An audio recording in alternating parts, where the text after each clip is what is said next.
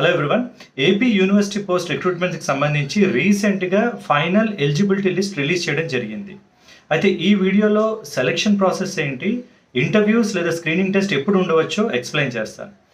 First of all assistant professor, associate professor level అన్ని eligibility list final list release చేయడం జరిగింది.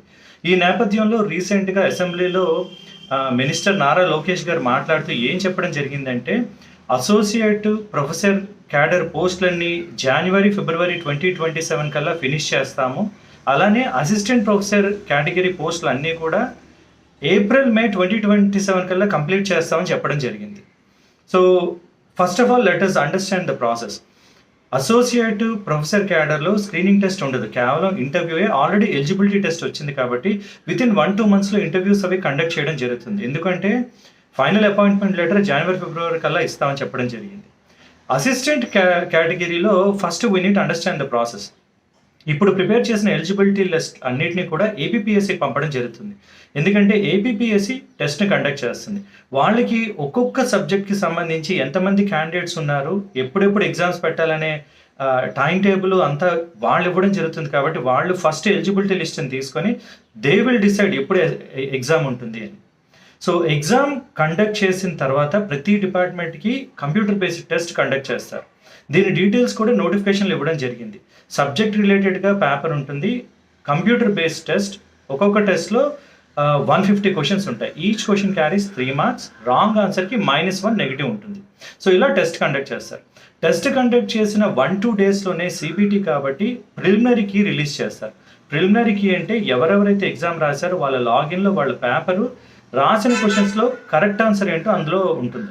ఇది preliminary key అంటారు.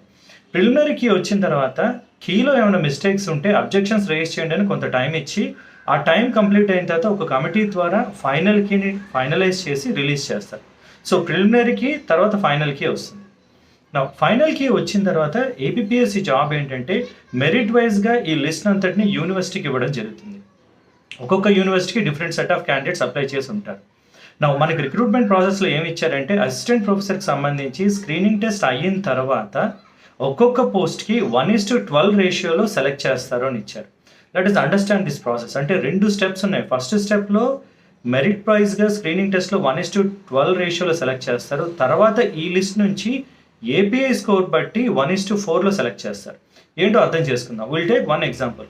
ఆంధ్ర యూనివర్సిటీలో బీసీటీలో 2 పోస్టులు ఉన్నాయి.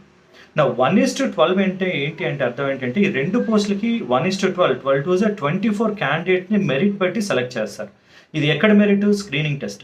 సో స్క్రీనింగ్ టెస్ట్ రాసిన వాళ్ళలో ఆ పర్టికులర్ కేటగిరీలో టాప్ చేసిన వాళ్ళని 1:12, 2 పోస్టులు ఉంటే 24 మందిని, 1 పోస్ట్ ఉంటే 12 మందిని సెలెక్ట్ చేస్తారు. స్క్రీనింగ్ టెస్ట్ రోల్ ఈ స్క్రీనింగ్తో ఎండ్ అయిపోతుంది. అంటే 1:12 సెలెక్షన్ అయిన తర్వాత ఎండ్ అయిపోతుంది. ఈ సెలెక్ట్ చేసిన వాళ్ళలో మళ్ళీ 1:4 ఏపీఐ అకాడమిక్ పెర్ఫార్మెన్స్ ఇండెక్స్ బట్టి సెలెక్ట్ చేస్తారు. ఇప్పుడు అదే బీసీటీ కేటగిరీలో 1:12 కాబట్టి 2 పోస్ట్కి 24 మందిని స్క్రీనింగ్ టెస్ట్ ద్వారా సెలెక్ట్ చేశారు. ఆ 24లో మళ్ళీ 1:4 అంటే 2 పోస్టులకి 8 మెంబర్స్ని సెలెక్ట్ చేయాలి. 24 నుంచి 8 మెంబర్స్ని ఎలా సెలెక్ట్ చేస్తారంటే, వాళ్ళ ఏపీఐ స్కోర్స్ బట్టి టాప్ వచ్చిన 8 మెంబర్స్ని సెలెక్ట్ చేస్తారు. ఈ 8 మెంబర్స్ మాత్రం ఆ బీసీటీ కేటగిరీలో ఇంటర్వ్యూకి వెళ్తారు. ఏపీఐ స్కోర్ గురించి కూడా చాలా క్లియర్ కట్గా నోటిఫికేషన్లు ఇవ్వడం జరిగింది. బీఫామ్ పర్సంటేజ్, ఎంఫామ్ పర్సంటేజ్, పిహెచ్డికి, నెట్ సెట్ లాంటి ఎగ్జామ్స్ రాసిన లేదా పర్టికులర్ మెడల్స్ వచ్చిన, టీచింగ్ ఎక్స్పీరియన్స్, వీటన్నిటిని కంబైన్డ్గా ఒక 100 points ఇవ్వడం జరిగింది. ఆ 100 points ఇచ్చిన బేస్నే అకాడమిక్ ఏపీఐ స్కోర్ అంటారు, అకాడమిక్ పెర్ఫార్మెన్స్ ఇండెక్స్ అని. సో ఫైనల్గా ఇంటర్వ్యూకి వెళ్ళేది 1:4 రేషియోలో వెళ్తారు. 1 పోస్ట్ ఉంటే 4 వెళ్తారు, 2 పోస్టులు ఉంటే 8 మంది వెళ్తారు. అగైన్ ఏపీపీఎస్సీ కండక్ట్ చేసే screening test first level of screening 1:12తో ఎండ్ అవుతుంది. దాని వెయిటేజ్ మళ్ళీ ఎక్కడికి క్యారీ అవ్వదు. ఇలా 1:4లో వెళ్ళిన వాళ్ళకి ఇంటర్వ్యూస్ కండక్ట్ చేస్తారు అండ్ ఫైనలీ రిజల్ట్ పెడతారు.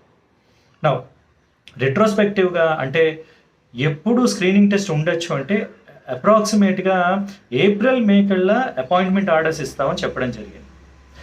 స్క్రీనింగ్ టెస్ట్ అయిపోయిన తర్వాత ప్రిలిమినరీకి, ఫైనల్కి, ఇంటర్వ్యూకి సెలెక్ట్ చేయడం, ఇంటర్వ్యూస్ కండక్ట్ చేయడం, రిజల్ట్ రిలీజ్ చేయడం, ఈ స్టెప్స్ అన్నిటికీ మినిమం 3-4 months పడతాయి.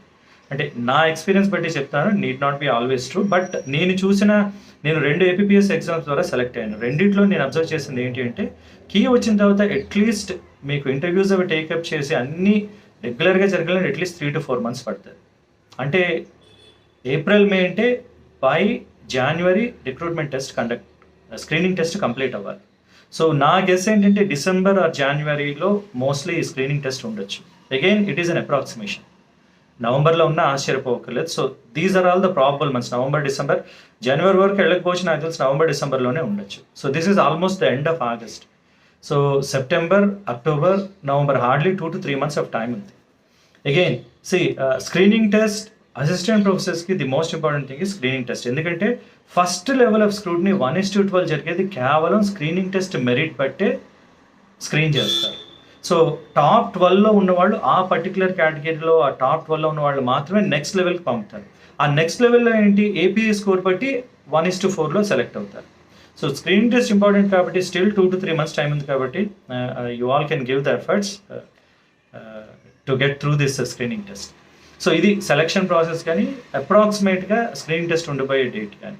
I hope this information is useful. All the best.